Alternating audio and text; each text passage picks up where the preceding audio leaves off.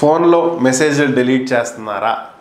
అయితే ఇది కూడా ఒక నేరమే అంటే అవునా కాదా క్వశ్చన్ మార్క్ రావచ్చు కదా మీకు కూడా.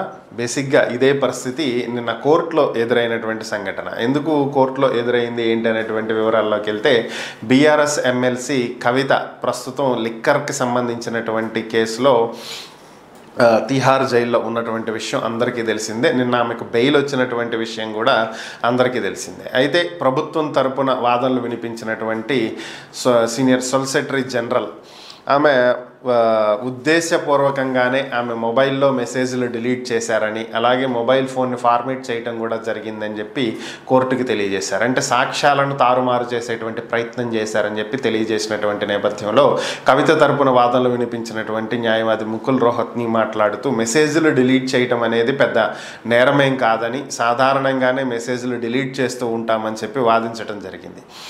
దీంతో కోర్టు కలగజేసుకోవటం జరిగింది. న్యాయమూర్తి గారు మాట్లాడుతూ మెసేజ్లు డిలీట్ చేయటం అనేది చాలా సాధారణమైనటువంటి అంశమని, ప్రస్తుతం ఉన్నటువంటి రోజుల్లో గ్రూపులలో భారీ స్థాయిలో మెసేజ్లు వచ్చి పడుతున్నటువంటి నేపథ్యంలో నేను కూడా మెసేజ్లు డిలీట్ చేస్తూ ఉంటానని, సో ఇది పెద్ద నేరంగా పరిగణించాల్సినటువంటి అవసరం లేదని, తరచూ మొబైల్ ఫోన్స్ అప్డేట్ అవుతున్నటువంటి నేపథ్యంలో మారుస్తూ ఉంటారని, కాబట్టి మొబైల్ ఫార్మేట్ చేయటం కానీ మెసేజ్లు డిలీట్ చేయటం కానీ దీన్ని పెద్ద నేరంగా పరిగణించాల్సినటువంటి అవసరం లేదని, ఆధారాలను ధ్వంసం చేయటానికే ఇలా చేశారు అనేటువంటి సాక్ష్యాలు ఏమన్నా ఉంటే వాటిని కోర్టు ముందు ఉంచాలని చెప్పి తెలియజేయటం జరిగింది. ఈ విధమైనటువంటి సాక్ష్యాలు ఏమీ లేనటువంటి నేపథ్యంలో కవితకు షరతులతో కూడినటువంటి బెయిల్ మంజూరు చేయటం జరిగింది. ప్రస్తుతం ఆమె విడుదలైనప్పటికీ కూడా ఈరోజు ట్రయల్ కోర్టుకి అటెండ్ అవ్వాల్సి ఉన్నటువంటి నేపథ్యంలో ఆమె ఢిల్లీలోనే ఉన్నారు.